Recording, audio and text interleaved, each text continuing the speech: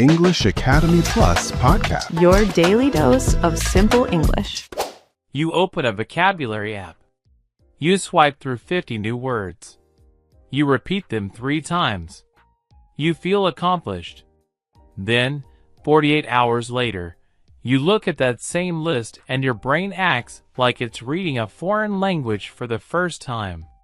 Sound familiar? Here's the uncomfortable truth most language learners never hear. You're not bad at memorizing. You're just using a system that fights how human memory actually works.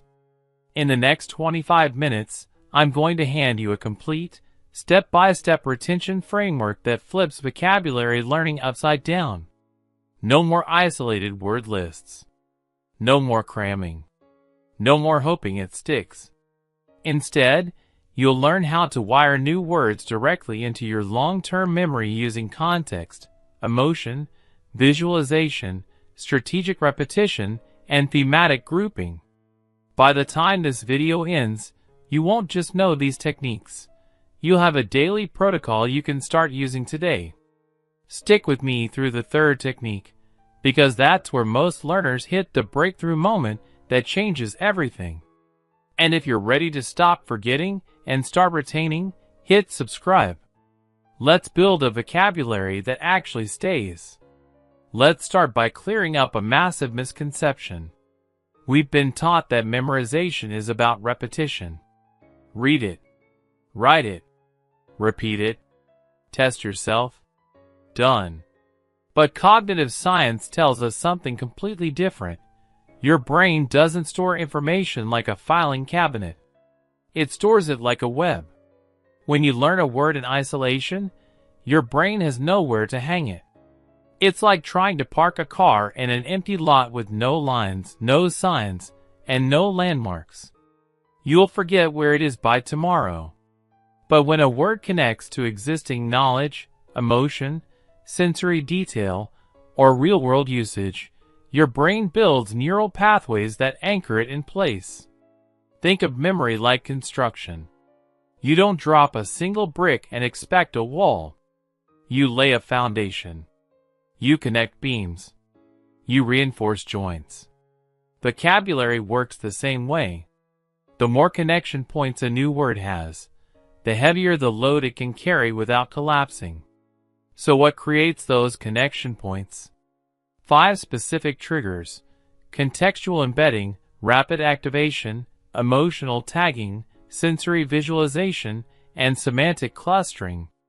Today, we're going to walk through each one, step by step, with practical drills you can apply immediately. And I'll show you exactly how to combine them into a repeatable daily system that compounds over time. Before we dive in, pause for a second. Grab a notebook or open a blank document. Because this isn't a passive watch. This is a workshop. You're going to practice along with me. Ready? Let's begin. Technique number 1. Never learn a word alone. Always learn it inside a sentence that reflects real usage. Here's why this works. Language isn't a dictionary. It's a living system of relationships. Words change meaning based on what surrounds them. Prepositions shift tone. Verbs demand specific objects. Nouns carry implied context. When you isolate a word, you strip away the very signals your brain uses to predict, recognize, and recall it later. So instead of writing, persistent, on a flashcard with a one-line definition, you embed it in a full thought that mirrors how native speakers actually communicate. Let's walk through this with a fresh example. The word is navigate. In isolation, it just means to find your way. But in real English, it rarely stands alone. It lives inside phrases. It carries implied stakes. So we don't just repeat, navigate. We build sentences around it. Try this with me out loud. I'm still navigating the new software at work. Good. Now add a consequence. It took me weeks to navigate the onboarding process without asking for help. Now shift the subject. Parents often struggle to navigate their teenagers' emotional boundaries. Notice what's happening. Each sentence places the word in a different ecosystem. One is professional. One is logistical. One is interpersonal. Your brain isn't memorizing a definition. It's mapping usage patterns. Let's do another. The word is overlook. It has two common meanings: to fail to notice something, or to have a view from above. Context decides which one applies. So we practice both. Say this: I completely overlooked the typo in the final draft. Now this: our hotel room overlooked the entire coastline. Now combine them in a reflective thought. Sometimes the best views come from places you'd easily overlook. See the difference? You're no longer storing a static label. You're storing flexible usage. And flexibility equals retention. Here's your first drill. Pick any word you've recently struggled to remember. Don't write the definition. Instead, write 3 full sentences where the word naturally belongs. Make them specific. Make them slightly awkward if you have to. The goal isn't perfection. The goal is placement. Read them aloud 3 times. Feel the rhythm. Notice how the word settles into the syntax. That's how you give it a home. Technique number 2. Deploy new vocabulary within 24 hours of first exposure. There's a well-documented psychological curve called the forgetting curve. Within 1 day of learning something new, your brain naturally discards roughly half of it unless it receives a signal that says, "This matters." That signal is usage. When you use a word quickly, you trigger what neuroscientists call memory reconsolidation. The brain literally rebuilds the neural trace, strengthening it and tagging it for long-term storage. Wait too long, and the trace fades into background noise. So what does deployment actually look like in practice? It doesn't mean delivering a TED Talk in your new language. It means micro-actions that force retrieval. Here's a simple framework I call the 3-touch activation. Speak it. Say the word out loud in a complete sentence. Record yourself on your phone if you want. Hearing your own voice speaking it creates auditory reinforcement. Write it. Type it or handwrite it in a message, journal entry, or social post. Physical motor movement adds another encoding layer. Contextualize it. Place it inside a real scenario you'll likely encounter this week. If you learned, negotiate. Imagine a salary conversation. If you learned, exhausted, draft a text to a friend canceling plans. The closer to reality, the stronger the tag. Let's make it concrete. Imagine you just learned the word resilient. Within 24 hours you say aloud, "Building a resilient routine takes more discipline than motivation." Right. The most resilient teams I've worked with share one habit: they review mistakes without shame. Contextualize. You send a voice note to a study partner. "I've been feeling overwhelmed, but I'm trying to stay resilient this week. How are you holding up?" 3 touches. Under 24 hours. No extra study time required. Just strategic insertion. Why does this beat traditional review? Because review is passive recognition. Activation is active retrieval. Recognition says, "I've seen this before." Retrieval says, "I can produce this now." Production is what builds fluency. Recognition is what builds false confidence. Your second drill. Tonight, before you sleep, pick one word you learned today. Apply the 3-touch activation. Speak it. Write it. Place it in a realistic scenario.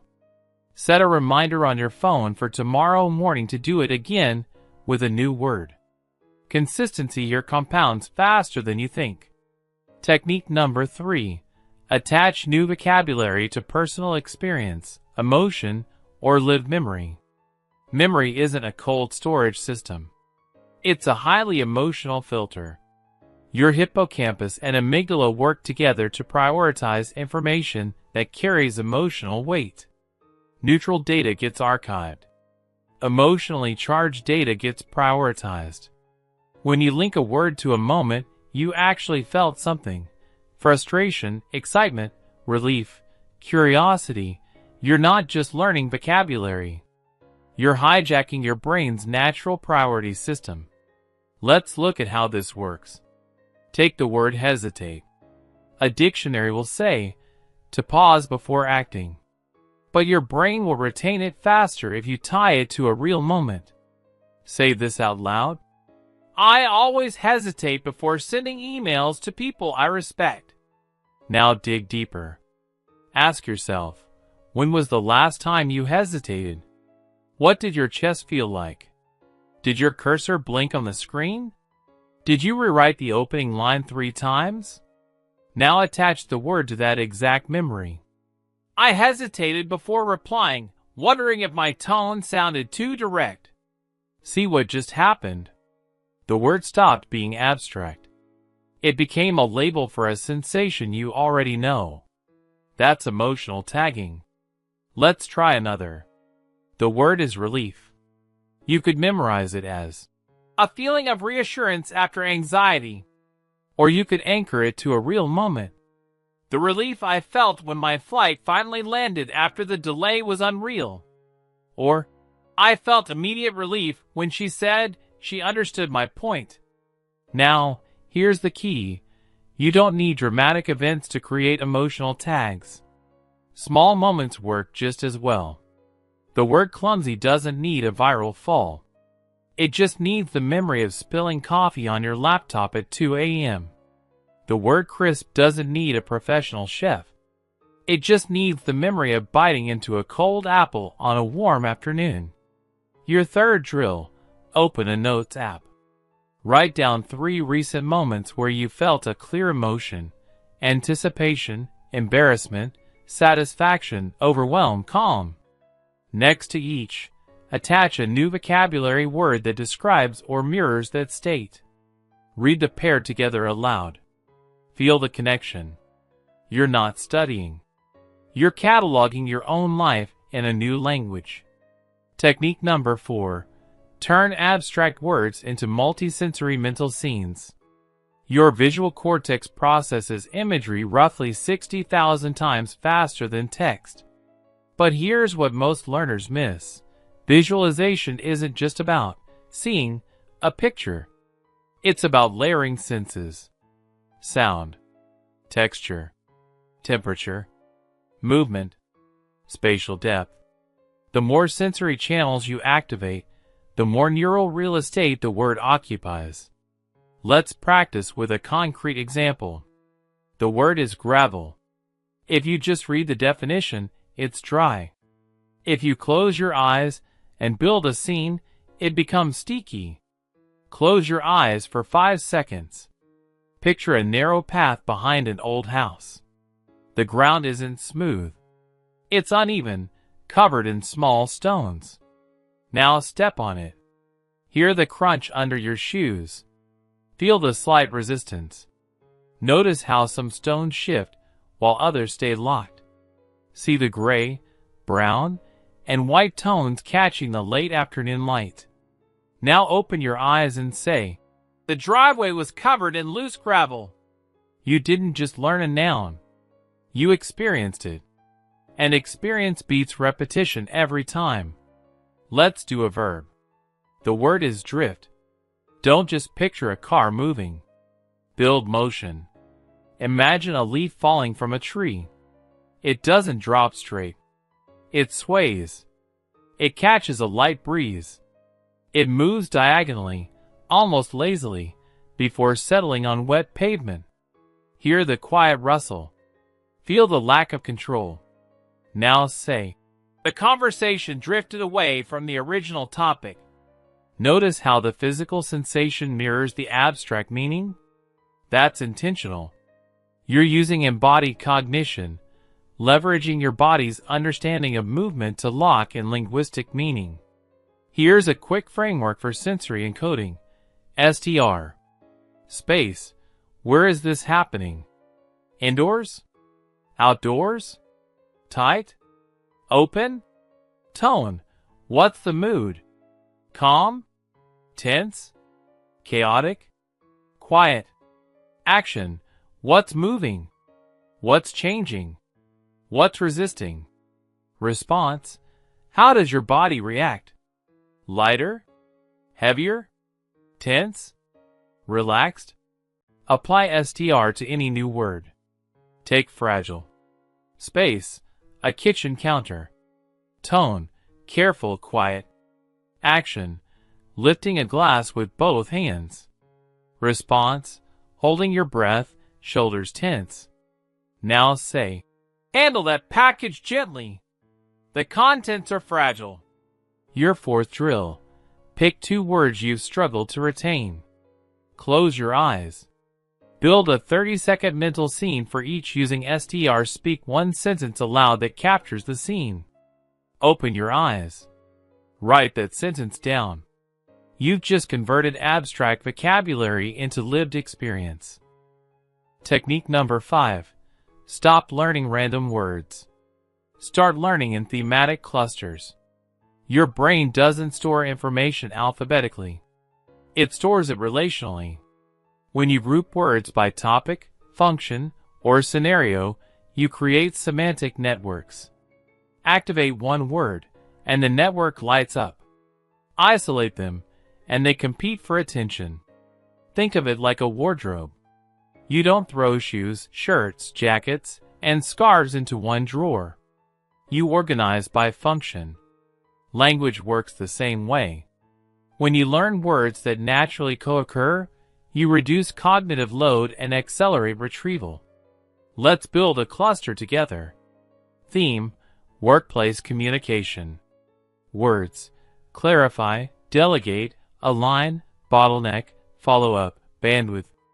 Instead of memorizing them separately, we place them inside a single narrative flow. I need to clarify the project scope before we delegate tasks. If we don't align on priorities, we'll hit a bottleneck by Thursday. I'll send a follow-up email once I confirm everyone's bandwidth. Now, read that paragraph aloud twice. Notice how the words naturally pull each other forward. You're not forcing connections. You're revealing them. That's semantic clustering in action. Let's do another. Theme: travel and transit. Words: layover, terminal, customs, boarding, turbulence, itinerary. Build the scene. We had a 3-hour layover, so I walked through the terminal to grab coffee before clearing customs. By the time we reached boarding, the itinerary felt completely disrupted. The flight experienced light turbulence, but we landed safely.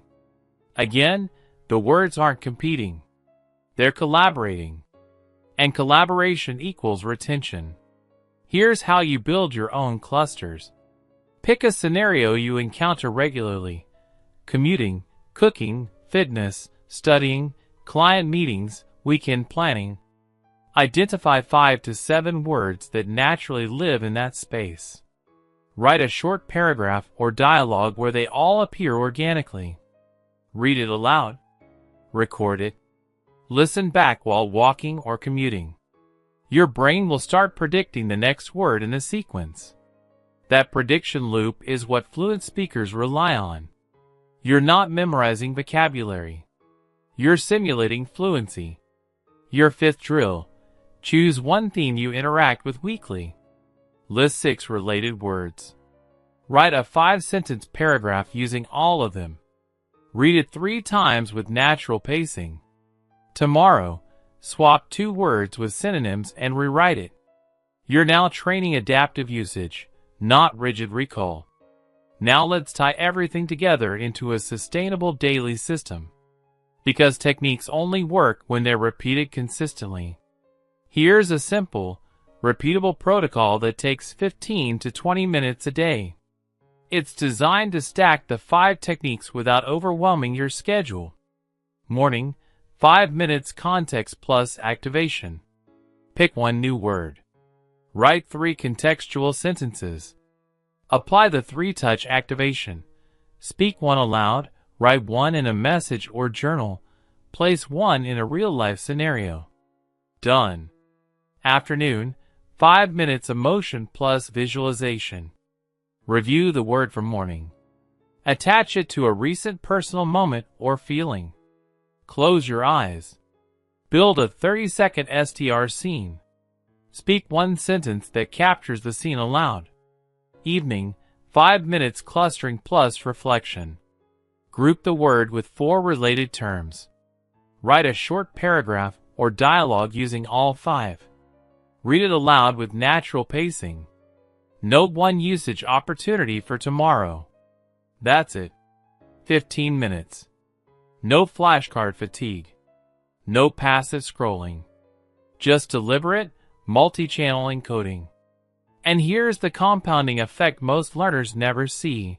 After 30 days, you'll have actively deployed 30 words. Each one embedded in context, tagged with emotion, visualized, clustered, and reused. That's not a vocabulary list. That's a functional language ecosystem. Track your progress weekly. Not by how many words you know, but by how many you've actually used in real communication. Fluency isn't measured in retention. It's measured in retrieval under pressure. This protocol trains retrieval, not recognition. Before we wrap, I want you to do something right now. Pause the video. Open your notes. Pick one word you've learned recently. Apply just 2 of the techniques we covered today. Write one contextual sentence. Attach it to a real moment. Read it aloud once. Drop that sentence in the comments below. I read every single one, and I'll reply with feedback on how to make it sound even more natural. Plus, seeing other learners' examples will accelerate your own progress. Community practice is the hidden multiplier most people skip. You didn't just watch a video today. You installed a new memory architecture. Context gives words a home. Activation tells your brain they matter. Emotion tags them as priority. Visualization expands their neural footprint. Clustering turns them into a network. And daily repetition locks them in place. Language learning isn't about willpower. It's about design. When you align your study habits with how your brain actually encodes information, retention stops being a struggle and starts being a byproduct. If this framework helped you see vocabulary differently, hit like so it reaches more learners who are stuck in the memorization loop. Subscribe for weekly deep dives into fluency building, pronunciation breakdowns, and real-world communication strategies. Next week, I'm breaking down how to train your ear to catch native speech patterns without translating in your head. You don't want to miss it. Until then, stop memorizing. Start encoding. Speak it out loud. Place it in your life. And watch the word stop slipping away. I'll see you in the next one.